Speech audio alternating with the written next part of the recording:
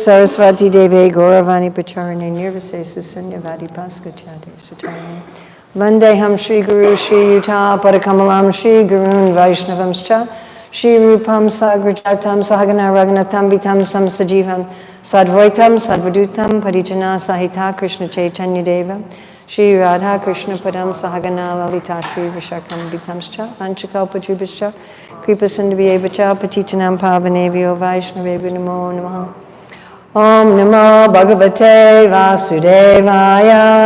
Om Namo Bhagavate Vasudevaya. Om Namo Bhagavate Vasudevaya.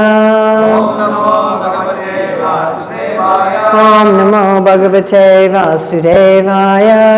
Om Namo Bhagavate Vasudevaya. So July 26, 2024. Radha Govinda Temple in Brooklyn, New York, and we're reading from Srimad Bhāgavatam, Canto 3, Chapter 32, Entanglement and Fruit of Activities, text 34 to 36. So we can repeat just 34, is that all right? And again, thank you for your tolerance that I was late. They said it would take 15 to 30 minutes. We allowed an hour. So, sorry. Kriyaya kratu bidanais. Tapaswadhyaya marshanai. Atmendriya jayanapi. Sanyasena chakarmanam. Please chant. Kriyaya kratubhirdanai. Tapasvadhyaya marshanai. Atmendriya jayenapi. Sanyasena chakarmana.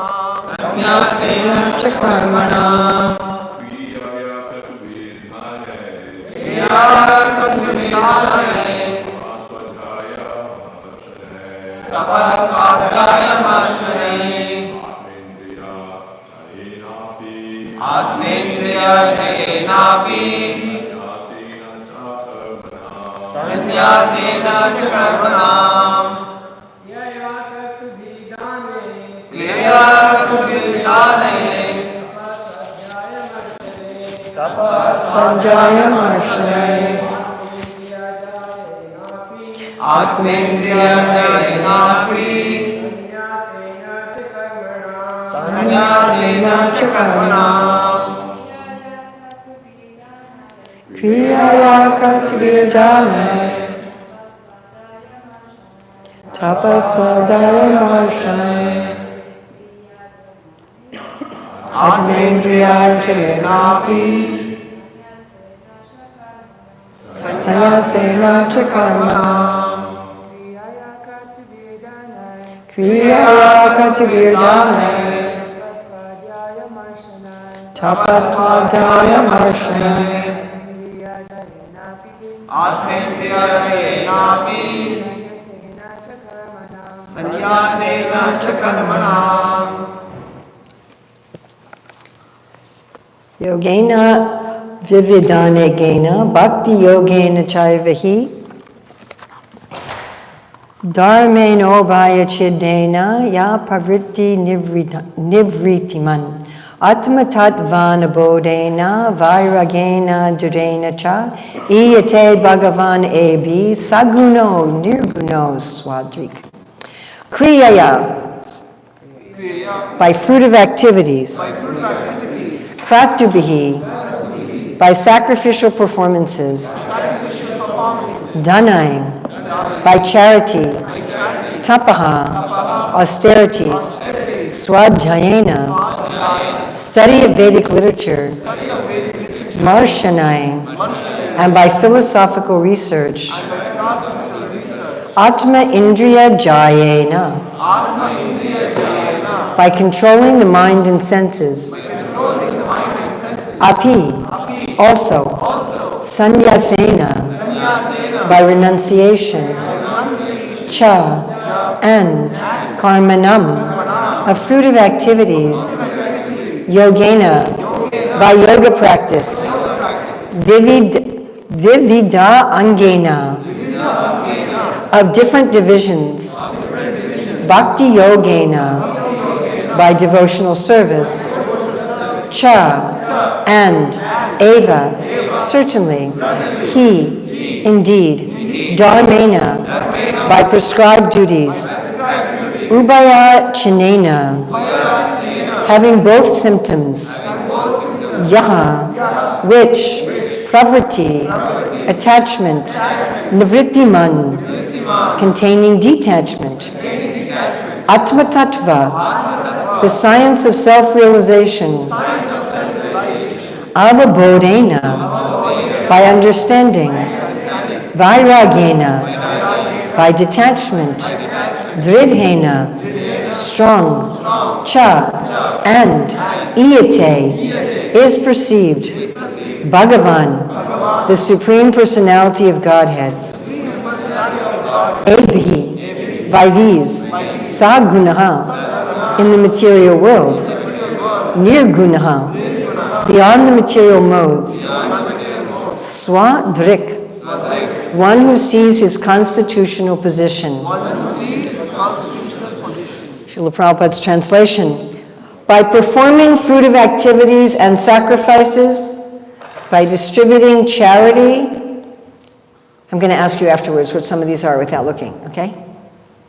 So let's start again. By performing fruitive activities and sacrifices. No, just listen. By distributing charity, by performing austerities, by studying various literatures, by conducting philosophical research, by controlling the mind, by subduing the senses, by accepting the renounced order of life, and by performing the prescribed duties of one's social order. Now, we can speak on each of these for a month or two, right? By performing the different divisions of yoga practice, by performing devotional service, and by exhibiting the process of devotional service containing the symptoms of both attachment and detachment, by understanding the science of self-realization, and by developing a strong sense of detachment. One who is expert in understanding the different processes of self-realization realizes the Supreme Personality of Godhead as he is represented in the material world as well as in transcendence. So the goal here is to realize the Lord in the world, which is what we're going to be talking about at the Bhakti Center this evening. How to realize the Lord in the world. And in transcendence, how to realize the Lord in his abode. Okay, so without looking at the board or your phone or a book, can anybody remember some of what's there? Long list. Anybody remember any of them? Yes. Subduing the senses. Yes. Philosophical research. Philosophical research. Distributing charity. Distributing charity. Austerity. Detachment. Controlling the mind. Sacrifices. Excellent. Yes. Performing devotional service. Performing devotional service. Yes. Accepting the renounced order of life. Accepting the renounced order of life. Okay, so it's a long purport. Actually, it's more difficult to give class on a very complicated verse and purport than a very simple one. Because you're like, what do I pick?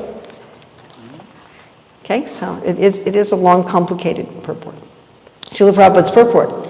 As is stated in the previous verse, one has to follow the principles of the scriptures. There are different prescribed duties for persons in the different social and spiritual orders.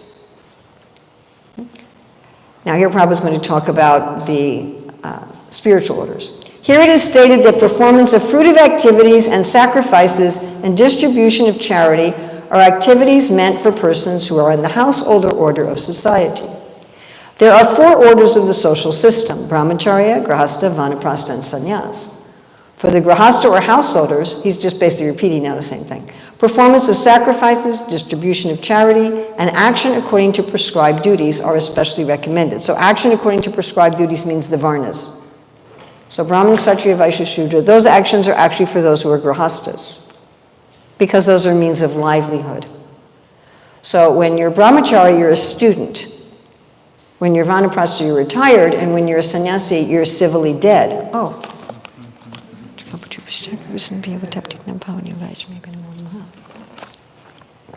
So students, retired people, and dead people don't have careers, right?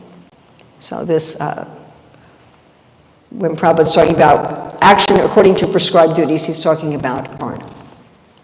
Similarly, austerity, study of Vedic literature, and philosophical research are meant for the vanaprasthas or retired persons. I was very happy when I read this because I love to do philosophical research.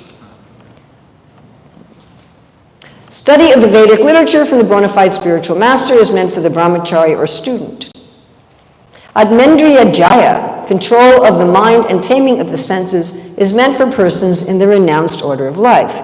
Does that mean brahmacharis, grahastas, and vanaprasthas shouldn't control their mind and senses? Okay, just checking on that. Also, does this mean that brahmacharis, vanaprasthas, and sannyasis shouldn't give in charity? What's our evidence that everyone should give in charity? Yeah? Charity can also be in terms of knowledge. Charity can also what? In terms of knowledge. Yes, you can give many kinds of charity. Excellent. Yajna, dana, tapas. Yes, exactly. Where Krishna says that yajna, jnana, and tapas have to be done by everyone, even great souls. All these different activities are prescribed for different persons so that they may be elevated to the platform of self-realization and from there to Krishna consciousness devotional service. So Prabhupada is talking about a gradual elevation, correct? The words bhakti yogena chaivahi mean that whatever is to be performed as described in verse 34, whether yoga or sacrifice or fruit of activity or study of Vedic literature or philosophical research or accepting of the renounced order of life, is to be executed in bhakti yoga. The words chaivahi, according to Sanskrit grammar, indicate that one must perform all these activities mixed with devotional service. Otherwise, such activities will not produce any fruit. Will they produce some fruit? Yes. What kind of fruit will they produce? Maybe fruity fruits. Fruity fruits. Fruited fruits. Okay, fruited fruits. Sounds like an artificial drink. Juicy juice contains 1% juice. So fruited fruits, they'll give you karma. So if you do these activities without devotional service, they'll give you other births in this world and they'll give you karma. So why is Prabhupada saying that they won't produce any fruit?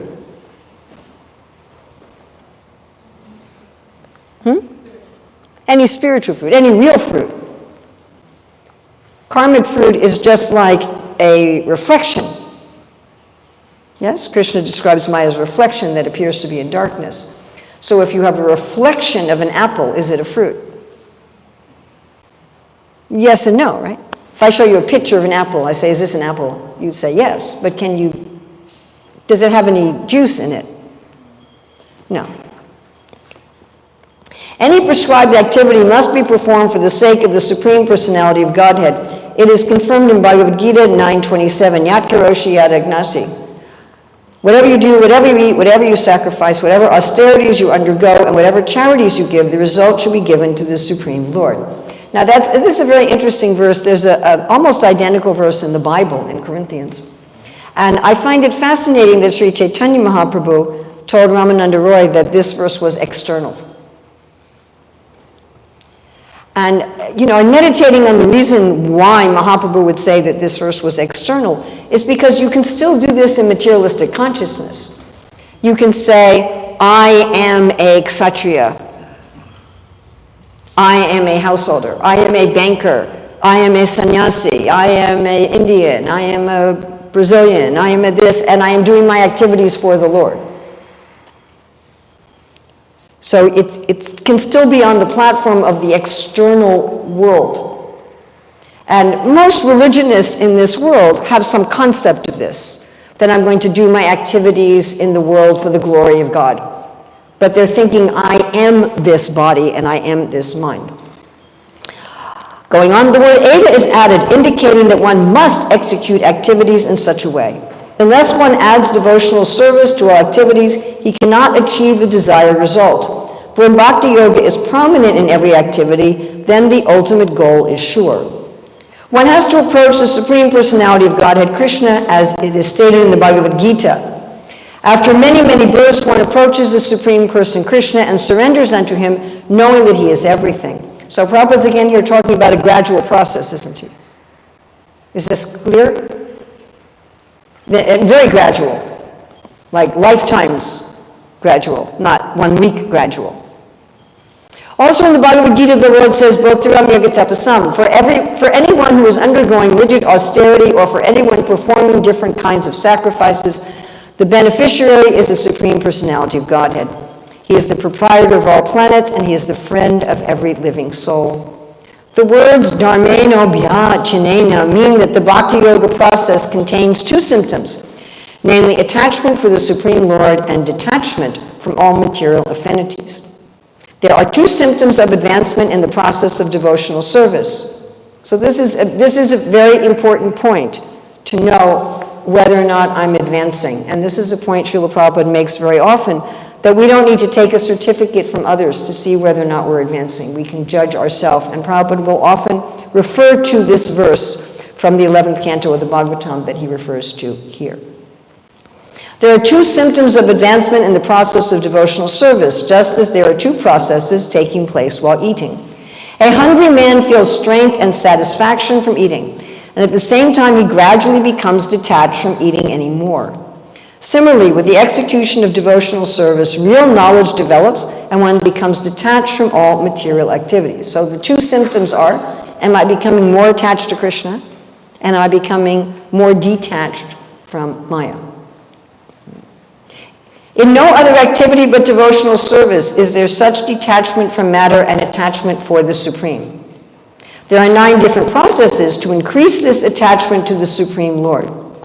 That's also very significant, that the purpose of these processes is to increase our attachment to the Supreme Lord, which is exactly what Krishna says in one of my favorite verses, Bhagavad Gita 12:9, where he says the purpose of doing abhyas yoga or sadhana bhakti is to develop icha, to develop a desire to love the Lord.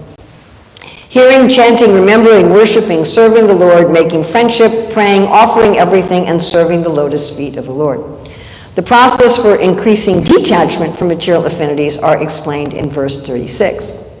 One can achieve elevation to the higher planetary systems like the heavenly kingdom by executing one's prescribed duties and by performing sacrifices. When one is transcendental to such desires because of accepting the renounced order of life, he can understand the Brahman feature of the Supreme. And when one is able to see his real constitutional position, he sees all other processes and becomes situated in the stage of pure devotional service. Just that right there is very deep, just that very small section of the purport. That you become detached from the world, you attain to the Brahman platform, at the platform of Brahman. You can understand everything, all the processes of yoga, and you become attached to the personality of Godhead. At that time, you can understand the Supreme Personality of Godhead, Bhagavan. Understanding of the Supreme Person is called Atma Tattva Arobhadena, which means understanding of one's real constitutional position. If one actually understands one's constitutional position as an eternal servitor of the Supreme Lord, he becomes detached from the service of the material world. So this is kind of the essence of how we develop detachment in bhakti, by becoming param drisva nivartate, by having a higher. You eat a real apple, and therefore you're not very interested in the picture of the apple. Everyone engages in some sort of service. If one does not know one's constitutional position, one engages in the service of his personal gross body or his family, society, or country. But as soon as one is able to see his constitutional position, the word swadrik means one who is able to see, he becomes detached from such material service and engages himself in devotional service. As long as one is in the modes of material nature and is performing the duties prescribed in the scriptures, he can be elevated to higher planetary systems, where the predominating deities are material representations of the Supreme Personality of Godhead, like the sun god, the moon god, the air god, Brahma, and Lord Shiva. All the different demigods are material representations of the Supreme Lord. By material activities, one can approach only such demigods, as stated in the Bhagavad Gita 9:25, yanti deva vrata devan. Those who are attached to the demigods and who perform the prescribed duties can approach the abodes of the demigods. In this way, one can go to the planet of the pitas or forefathers. Similarly, one who fully understands the real position of his life adopts devotional service and realizes the Supreme Personality of Godhead. So, because I'm not going to read all the Sanskrit over again, I'll just read the English translation again. And when does this class end? 9? I'll just read the translation again. By performing fruitive activities and sacrifices, by distributing charity, by performing austerities, by studying Vedic various literatures, and conducting philosophical research, by controlling the mind, by subduing the senses, by accepting the renounced order of life, and by performing the prescribed duties of one's social order, by performing the different divisions of yoga practice, by performing devotional service, and by exhibiting the process of devotional service containing the symptoms of both attachment and detachment, by understanding the science of self-realization, and by developing a strong sense of detachment, one who is expert in understanding the different processes of self-realization realizes the Supreme Personality of Godhead as he is represented in the material world as well as in transcendence. So would we like to realize God? Everybody like to know God? That's why I came to the Hare Krishna movement, by the way. I wanted to find God. How can I find God? And I was looking how to find God in everything all the time. Now, I didn't just want some system where, okay, you meditate for a certain number of hours a day, or you pray for a certain number of hours, you go to some place of worship, and then the rest of the time you're in forgetfulness. I wanted everything to be spiritual. And so this is what Srila Prabhupada, it's interesting, I find it fascinating that Prabhupada's translating Saguna and Nirguna as understanding the Lord as represented in the material world and as understanding the Lord in transcendence. So this means in the material world, it would mean that with every breath I have the realization that Krishna is joining with the air of life in my body. With every movement of my body, I have realization that Krishna is my ability. With every insight, I have realization that Krishna is giving me intelligence, and indeed he says he is the intelligence, he is the wisdom. He says he's a source of light and luminous objects. When I look at the light on my phone, or the light on the ceiling, when I go into the sunlight, when I see the birds and hear the birds, even the pigeons, and I think, oh, the birds are evidence of Krishna's artistry. I see the ocean, the bodies of water I must see, that I see Krishna in everything in the world.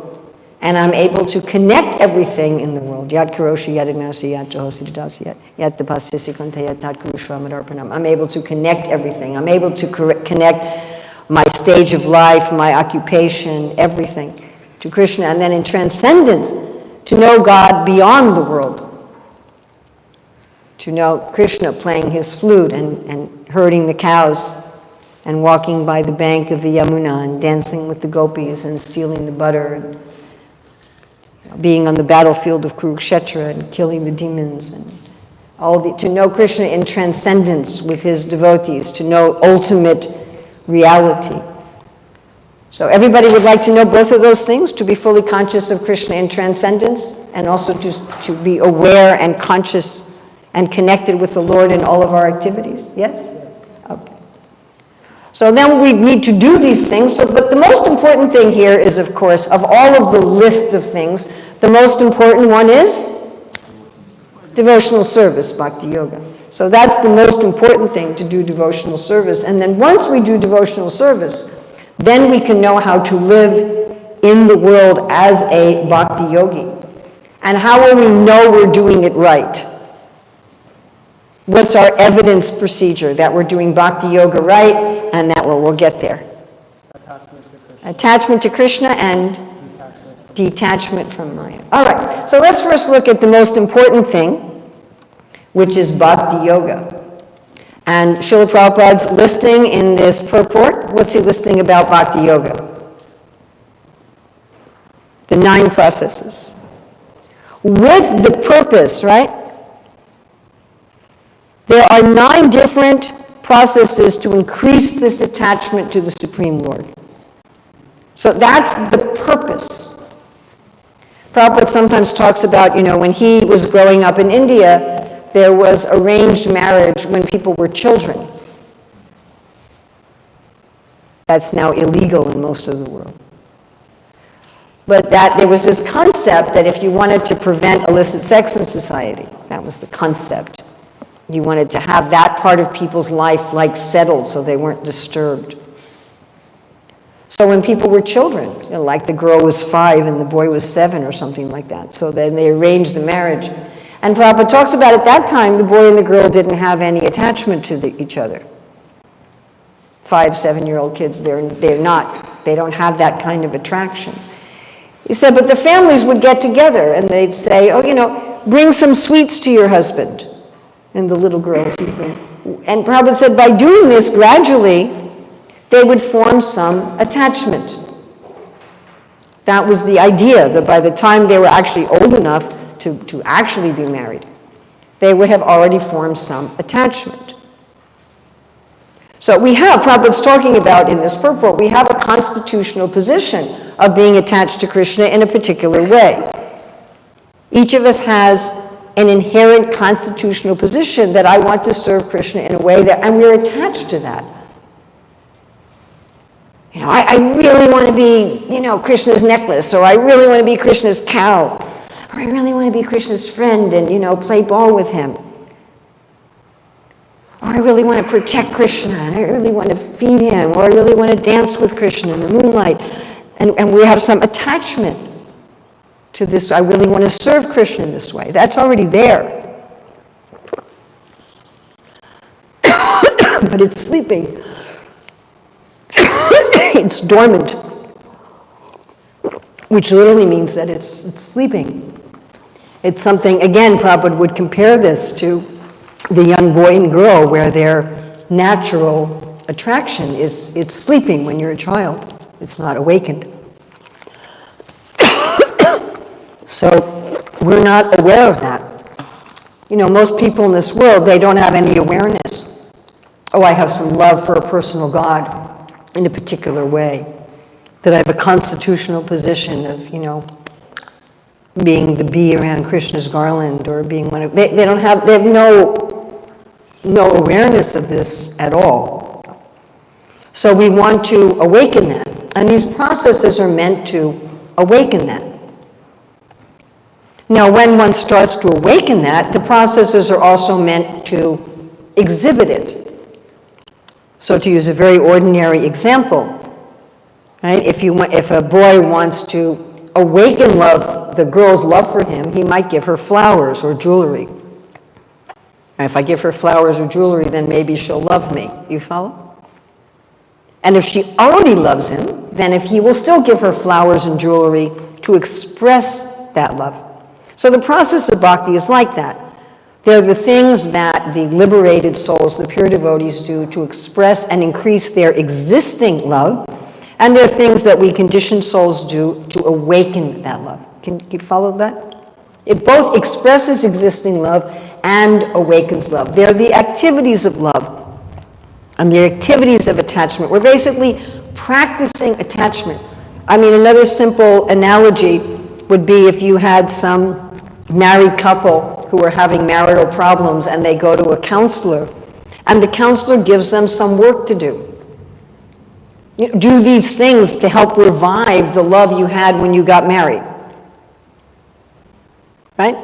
Or even if it's not a romantic relationship, even if you're having, some problem with someone in the ashram and you go to some mediator or some counselor and they're saying, why don't you do some service for each other? Do some service with each other. Have this way of talking to. They give you some way to bring out that original relationship. So that's what the rishis are doing. That's what the shastra is doing. That's what guru is doing. This is the way to do that. So it's not a mechanical process. It's so important to understand that it's not a mechanical process. It's not a mechanical process. Krishna is not a machine. It's not that, okay, did I chant my 16 rounds? Check. Follow the principles today? Check. Check. Did I go to Mangalarti today? Check. Did I read the Shastra today? Check. Okay, where's my Krishna Prema? Like it's a vending machine or something, you know. You put in the right coins and you push the right buttons and you get your whatever. That would be just like, I give this analogy a lot, you know, some guy cheats on his wife and then he just comes, I'm really sorry. She said, well, that's a good start.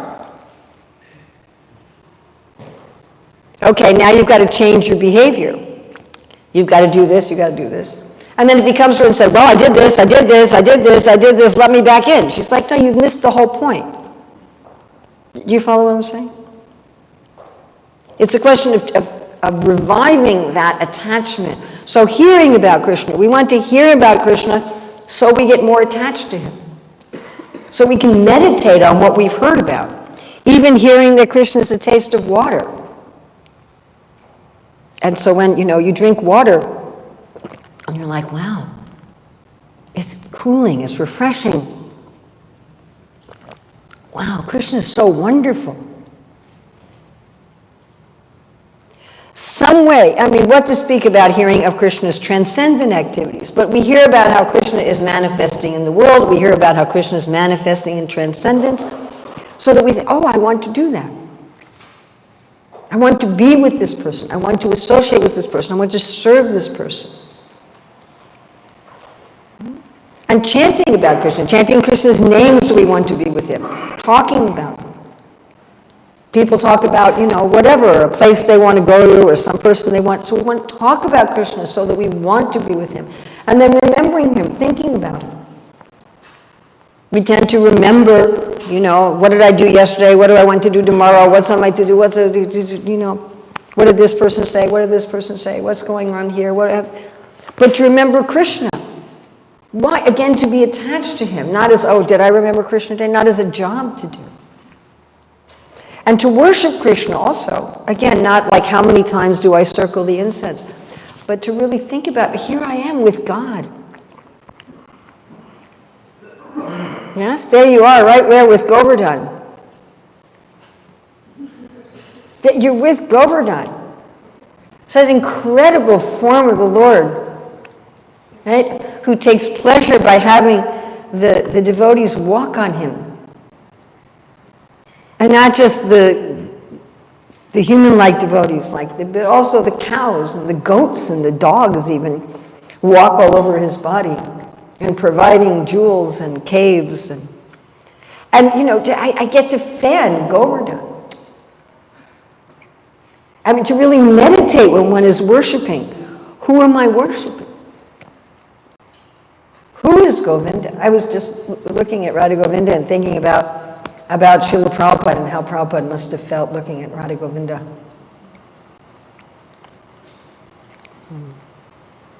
Serving the Lord, again, serving not, well, let me do some service so I'll get prasadam and a bed to sleep in the ashram.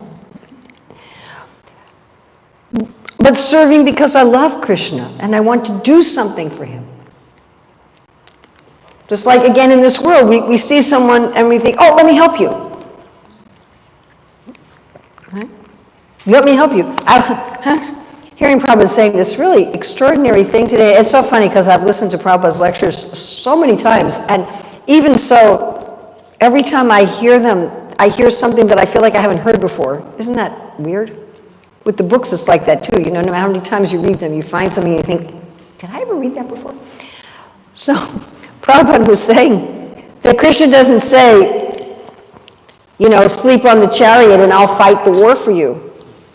He said, you should fight for justice. So I've heard that many times where Prabhupada said, you don't have to, Arjuna doesn't sleep on the chariot and Krishna fights. But that thing, you should fight for justice. I'm like, oh, I'm supposed to fight for justice, of course. Anyway, I'm not Kshatriya, Grahasta, but that concept, to do some service for Krishna. Not that, you know, I'm just going to sit in one place and let Krishna manage the world. I get out and do something for Krishna. It really struck me to do some service for Krishna. Making friendship with Krishna. Prabhupada talks about that a little earlier in the purport where he talks about Bhaktiram Ekatapasam Sarvalok Maheshwaram Suridham Sarvabhutanam. Krishna is my best friend. Am I his friend? Satyananda Maharaj likes to say this. You know, we're always worried about, can I trust Krishna? But the question we should be asking is, can Krishna trust me? Am I reliable? Right? I'm sure we all know people who say, yeah, I'm going to do this, and nothing happens. Yes, we've all know people like that? I'll be there for you, and they're not. So when we say to Krishna, I'm going to be there for you, Lord, I'm going to be there for you, are we there? Are we there physically? Are we there mentally? Are we there emotionally? Are we Krishna's friend? Praying, which of course one prays with the body in offering obeisances, one says notable prayers in one's own prayers, offering everything, full surrender. That's a whole, much more than we can discuss in this class. But full surrender of body, mind, words, and full surrender of body, mind, and soul. There's actually two different categories of surrender. And serving the lotus feet of the Lord. Serving the lotus feet of the Lord includes serving Tulsi Devi, serving the devotees, going to holy places, like that. So all of these things we should be doing with the aim, with the goal of increasing our attachment to Krishna. Our japa, our gayatri, our worship, our reading. How can I fall in love more with Krishna? How can I become more attached to Krishna? Now, when we're doing that, we also need to live in the world. Even if you're a sannyasi, you still have to take a bath and brush your teeth. Now, you still have to live in the world. You still have to do things in the world to live. So we have some specific dharmas to do in the world according to our varna and ashram. Ashram is basically about how old you are, where you are in your natural biological life cycle. What's the natural, as Prabhupada would say, psychophysical needs at different points in life, and how can you spiritualize that? Usually children study, usually people in the prime of life are interested in romance and money and doing something in the world. Usually by midlife, you're kind of like, okay, I made my contribution to the world. Of course, nowadays people at midlife have a midlife crisis and they just like marry a new person. And instead of traveling to holy places, they travel to Disneyland. But at that, there's a natural detachment that happens at midlife. And then in old age, one prepares for death. This is a natural biological phenomenon. And to take that into, there's different duties that one does for Krishna in those stages. And then in the prime of life, when one wants to earn a livelihood, one generally has a family. One wants to maintain one's family. One wants to make a mark in the world. One wants to do something in the world. So then you do that in one of the four varnas. And we'll be talking, we're going to have an in-depth seminar on the varnas tomorrow at the Bhakti Center. This is my plug from 10 to 5. We're going to be looking. What do the four varnas mean? What does it mean to do your duty? What happens when you do someone else's duty? And what would society look like if everybody did their duty in the varnas? So you can be someone whose primary interest in life is contributing truth and wisdom to the world, or someone whose primary interest in life is contributing justice, morals, ethics, or someone whose primary interest in life is expanding wealth and prosperity for everyone, or someone whose primary interest is creating functionality and beauty. So in whatever inclination one has, one does that also for Krishna. And those dharmas are different. They're not the same. And what's dharma in one ashram is adharma in another. If you're a grahasta, to look at your wife and say, you're the most beautiful woman in the world, that's your dharma. But if you're a brahmachari, you shouldn't be going to some woman and saying that. It becomes adharma. You follow? Right? What's dharma in one ashram is adharma in another. And the same with the varnas. What's the dharma in one varna becomes adharma in another. The Kshatriyas and the Vaishyas are supposed to have an expansive mentality, The Shudras and the Brahmanas are supposed to have a satisfied mentality. Prabhupada says lying is compulsory for the Vaishyas. But being straightforward and truthful is compulsory for the Brahmanas. If a Brahmana takes up the duty of a Vaishya and they're straightforward and truthful, their business will fail and the world will starve. So these different dharmas are dharmas in their right place. Does everyone understand that? Like if you take a heart muscle and you put it in the lungs, it's going to cause havoc. It can't do its dharma. So we do the appropriate dharma according to our stage of life, according to our psychophysical nature in this life, which isn't our real self. That's not our real self. It's just the vehicle we happen to have. Somebody has this kind of car, somebody has this kind of car. And they drive differently. You can't drive a Volkswagen Beetle like you can drive a Tesla. It just won't work. So what kind of car do I have in this life? Or maybe I don't have a car. Maybe I have a bicycle. Maybe I have a plane. Maybe I have a boat. Maybe all I have is a skateboard. I don't know. Whatever vehicle I have in this life. I take that and use it according to the way it's supposed to be used for Krishna. So you have this overarching bhakti yoga that's saturating your life with attachment to Krishna. And seeing Krishna in the world and seeing Krishna in transcendence. And within that, we do our duties in the world as a devotee. And this is the main message of the Bhagavad Gita. Arjuna, do your duty. Don't go do someone else's duty. But do your duty above the modes, Nistrigunya Bhavarjuna, and do your duty for me. With realization that you're my servant, that I'm your friend, that you're my friend. And then there's also dharma that's general for everyone. Like everybody should perform some sacrifices. Sacrifices, yajna, means some connection with the divine, and everybody should do some austerities, and everybody should give in charity. And somebody was mentioning how there's different kinds of charity. It's actually one of the principles of Varna Dharma, that you can give in charity not just money, you can give it in charity according to what kind of prosperity you have.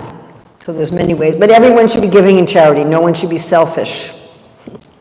Everyone should give in charity, everyone should connect with the Lord, and everyone should perform some austerity. So there are general dharma that's for everyone. Now, how do you know that you're doing it right? How do you know you're doing Bhakti Yoga right, and how do you know you're doing your activities in the world in Bhakti Yoga right? What was that again? What were our two symptoms? Attachment to Krishna and detachment from Maya. So when you're eating, you should become satisfied, you get relief from hunger, and you get detached from eating anymore. And that's how you know. You don't have to ask somebody, did I eat enough? Unless you have some kind of disease. Right? You know, am I satisfied? And we usually trust people like that, correct? If someone says, can I have some more, we trust them, that they know how much they can eat. And if they say, no, I'm full, we trust them, that they have some sense of what they need. So we should be noticing in our own life, am I becoming more attached to Krishna? Am I more attached to Krishna than I was a year ago? Am I more attached to Krishna than I was when I first walked in the door of a Hare Krishna temple? To Krishna. The person Krishna. Bhagavan Krishna. Not some theoretical idea of God. Not just philosophy. Am I more attached to Krishna? Do I think about Krishna? I remember realizing, it was actually when my godbrother, Sridhar Maharaj, was leaving the planet. I realized that I wanted to change my way of evaluating my day from productivity to attachment.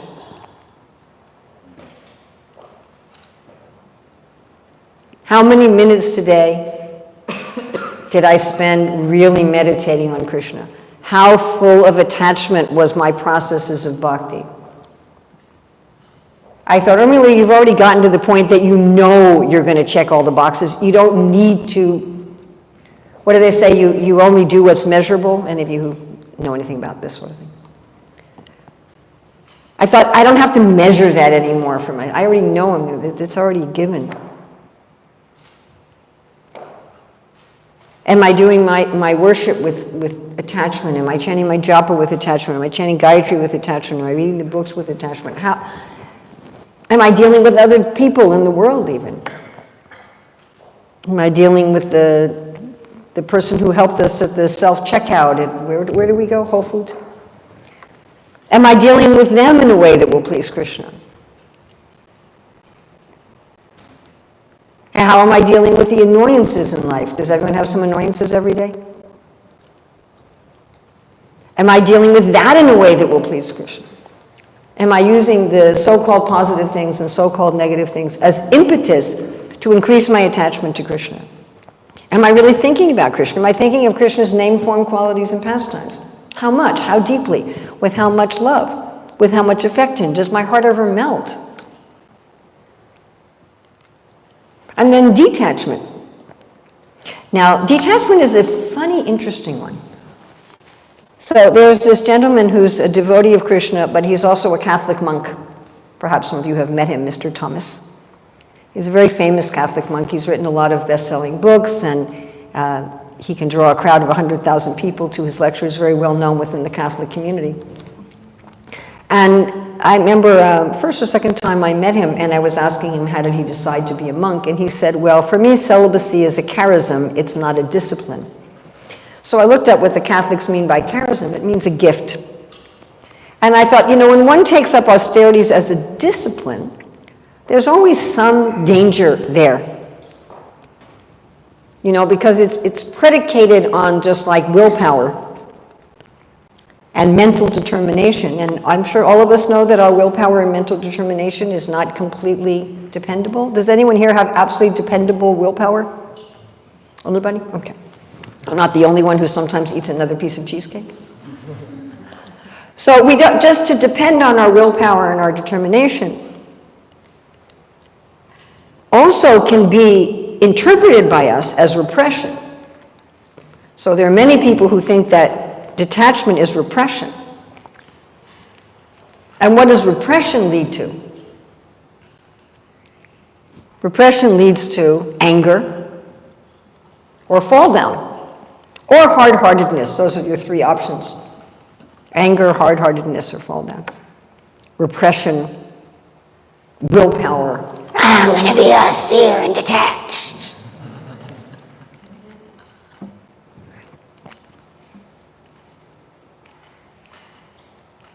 The Christian writer C.S. Lewis, in his book Screwtape Letters, he talks about how that one way of manipulating humans is to make them hate sexuality without actually being free from it.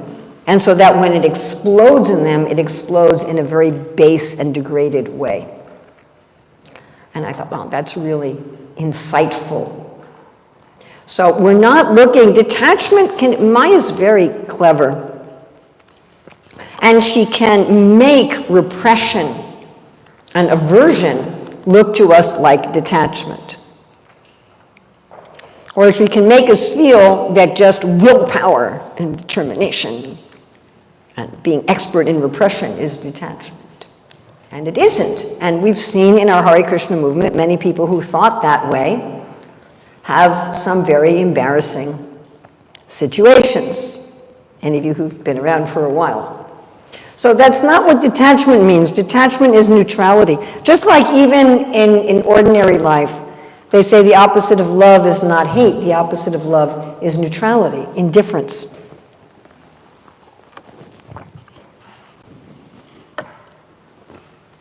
Prabhupada says that at bhava, one sees the naked form of material desires. One just doesn't feel any attraction. And I think I'm relatively sure that we all feel this way, at least toward meat eating, right? There's no repression involved. We just have no interest. Am I correct? We just simply have no interest. There's nothing that's pulling us. There's that, if we think about eating meat, we're like, I don't want to do that. Why would I want to do that? So that's real detachment. You're just like, why do I want to do that? Why do I want to try to eat a picture of an apple? Like, why? You don't hate a picture of an apple. You're like, what's a picture of an apple? Oh. But you don't want to eat it. You're just like, why? There's no, what? Rasa. What's the analogy? Chewing the chewed. Prabhupada, I mean, we don't have much experience with chewing sugar cane, right? Most of us don't chew sugar cane. Do you chew? Prabhupada liked to chew on sugar cane. So if someone's already chewed on sugar cane, you pick it up and there's nothing left in it. Maybe some of us have experience with chewing gum. You know, you chew it and chew it and chew it, and then there's nothing left in it anymore. It is. So Maya is an illusion of rasa. It's not actual rasa. It's a reflection or a picture, or the Shastra compares it to a dream. We've all eaten food in dreams. Have everybody eaten food in dreams? But you wake up and you're still hungry. There isn't any nourishment. So it's a natural detachment that you have the reality and you're just like, there's no interest. And the main thing that we want to become detached from, my dear friends, is our false ego. The thinking, I'm the Bhoktaram Yagatapasam. I'm the Sarva Loka Maheshwaram. I'm the Suradam. I'm the controller. I'm the enjoyer. I'm going to help everybody. I am wonderful. Do you want to know one of the prime symptoms to tell whether or not you're detached from your false ego? How do we react when someone criticizes us in front of somebody else? Especially other people that we want to impress in some way.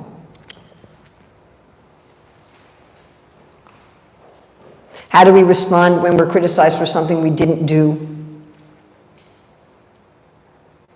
How do we respond when other people get credit for our work? How do we respond when other people have more of something than we have, including spirituality?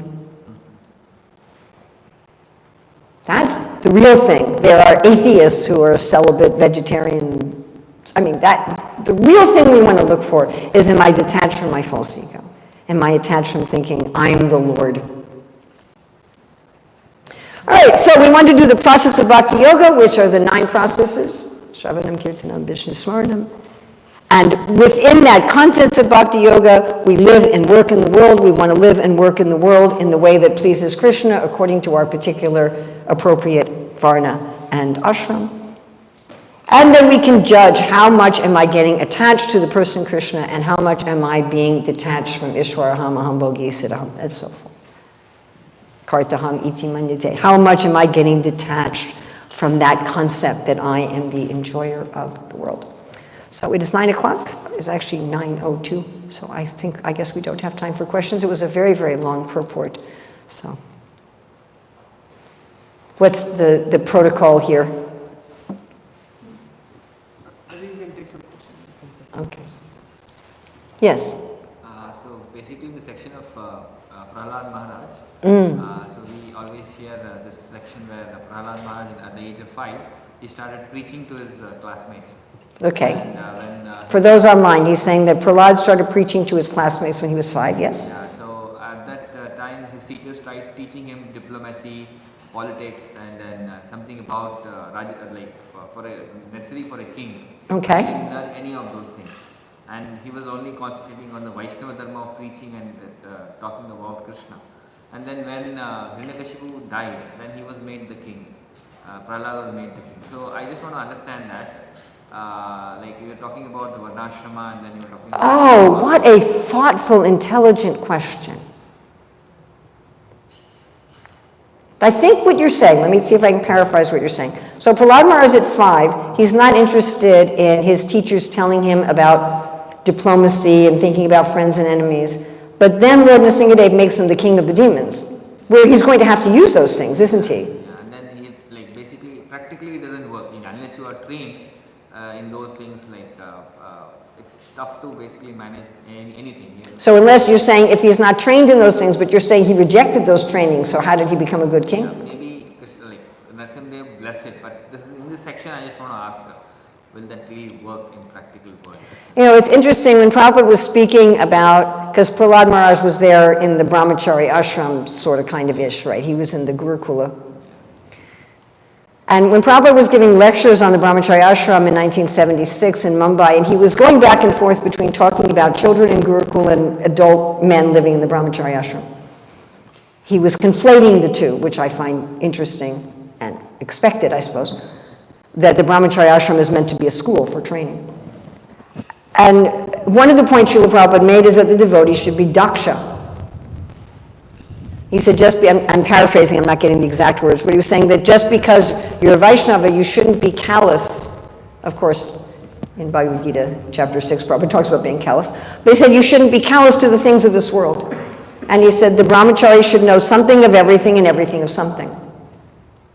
You should know something of everything and everything of something. Because the brahmachari ashram is meant for training.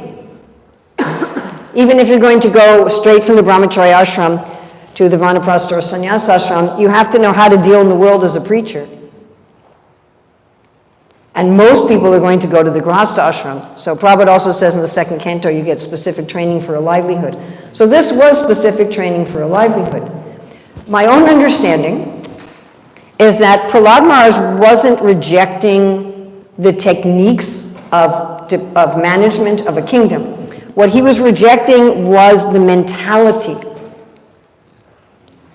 Now the Bhāgavatam is full of Vaishnava Kshatriyas. Gopi Pranadhana Prabhu one time was making the point that they're much more interesting than Brahmanas. He said if it was the Brahmanas sat down and they meditated, and then they meditated some more, and then they studied the Shastras some more. Whereas the Kshatriyas, you know, they're fighting the enemies, and they're ruling, and they're doing all these exciting things. But they're Rajarshis. They're saintly persons, even though we're supposed to actually be a saintly person no matter what you do. Even if you're a plumber, you're supposed to be a saintly plumber. This Trigunya Bhavarjana. One is to be above the modes of nature no matter what one's doing. And Sandana Marka, they were teaching, actually feel this person is my enemy, this person is my friend. Like we have Maharaj Yudhisthira, who didn't see anyone as his enemy. Well, what does that mean? He was fighting in the Battle of Kurukshetra too, you know. And it's also interesting, I mean, isn't Krishna telling Arjuna this? See friends, enemies, and the neutral all equally? And it says in the 12th, one who sees friends and enemies neutrally is very dear to me. Okay, now go fight your enemy. What? Not because they're our enemy. We're not fighting them because they're our enemy. We're not doing, you know, the Kshatriyas and Vaishyas have to be diplomatic. Shudras and Brahmanas are not supposed to be diplomatic. But the Vaishyas and Kshatriyas are supposed to be diplomatic. If the Kshatriyas aren't diplomatic, there's going to be a war. That's why you don't have Brahmanas running governments.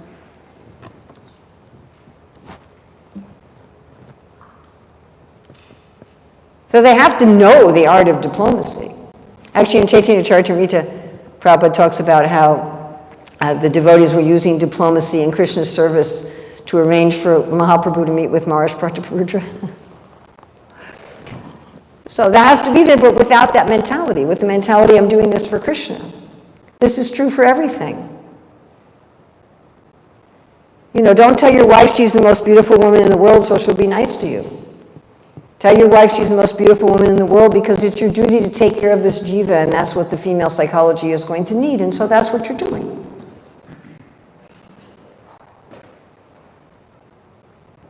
Because Krishna gave you this particular jiva to take care of. And that's the way to take care of her. Not because you think I'm going to get something back. So Prahlad Maharaj was rejecting this merchant mentality, and he was rejecting this manipulative mentality and this false ego mentality.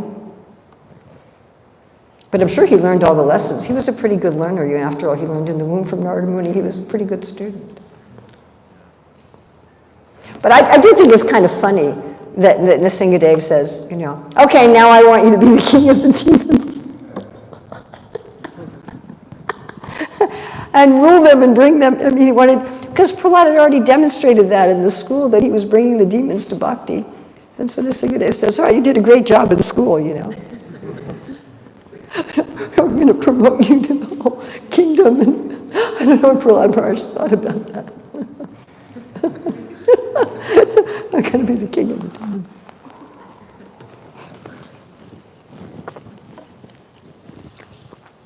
Is that all right? In every situation, one should be thinking, Krishna has me, and there's a nice letter to Jayapataka Maharaj in 1972 about the secret of surrender. That whatever is meant to be, I'm doing that. Krishna is arranged. I'm in this situation, whatever the situation is. I'm in this situation because there's some service here, and I am a servant. What service can I do for Krishna here? And that's going to depend to a large extent on, you know, your gender, your age, your psychophysical nature.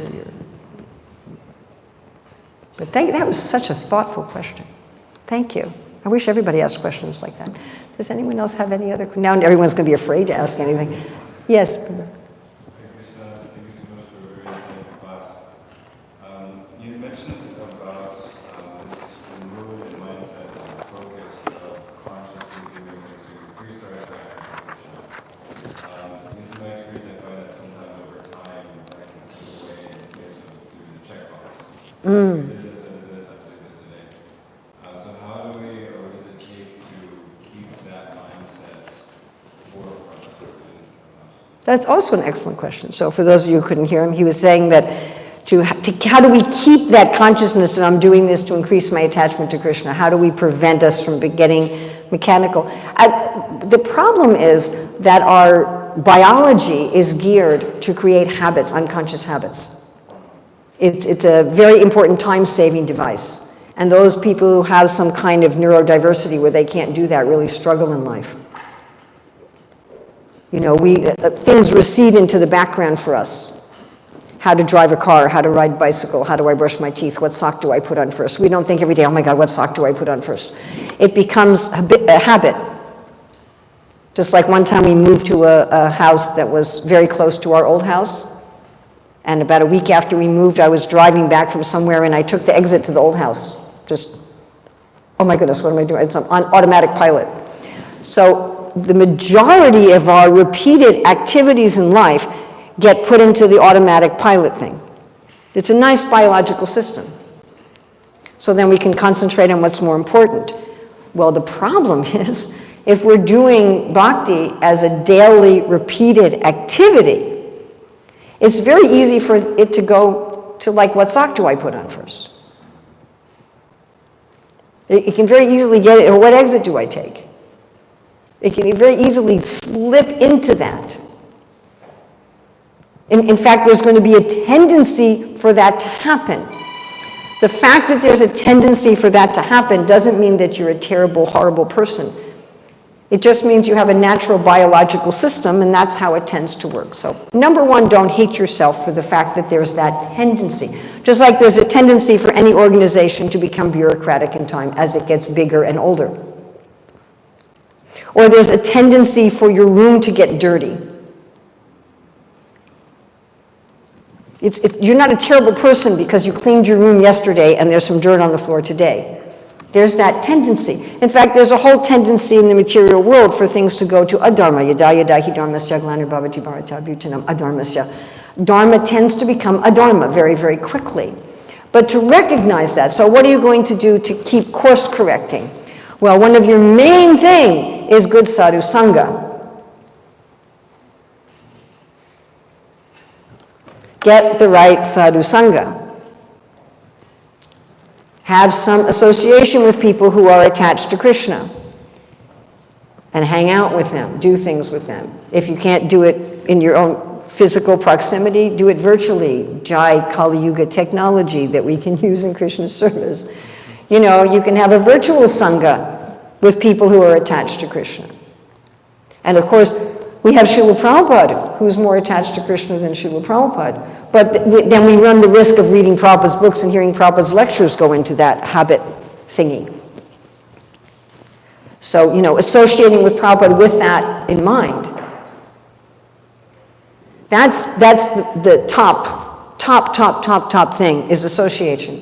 And this concept that that's the top thing is part of the essence of Srila Rupa Goswami's Bhakti Rasamrita Sindhu. We're talking about what stimulates love. Yes, the vibhav, what stimulates love. And there's two categories, alambana and udipana. Alambana is what Prabhupada calls basic.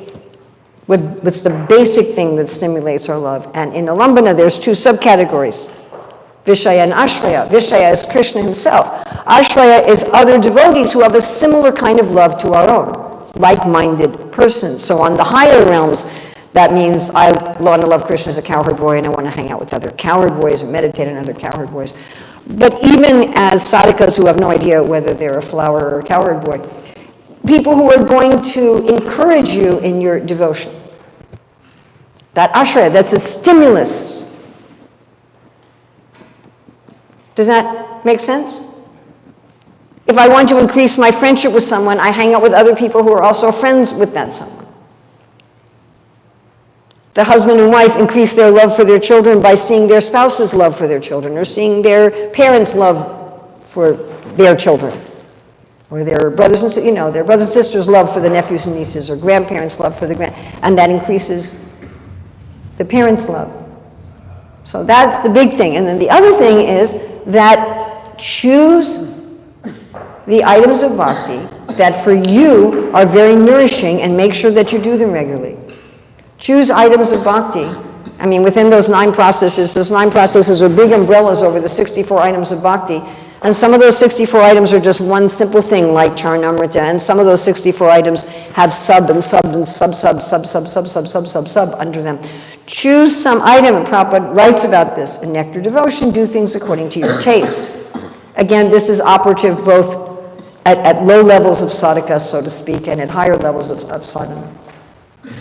So if you find that, well, when I sing bhajans, that particularly, do that every day. Sing a bhajan every day. Find some time in your day for the things that really nourish you. And that's not going to necessarily be what really nourishes the person in the top bunk over you. That might be a little different. So those two things, sangha, getting the right sangha, and if you've got the wrong sangha, like with all respects, choose different, and what is particularly nourishing to you, and to not hate yourself for the fact that that tendency is there. It's there, and one needs to make some deliberate effort. Did you have a question, or should we stop now? Or?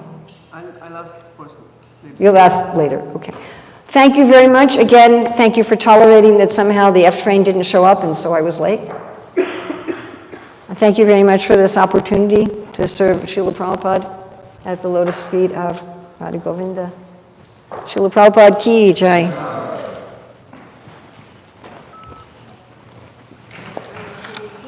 Jai.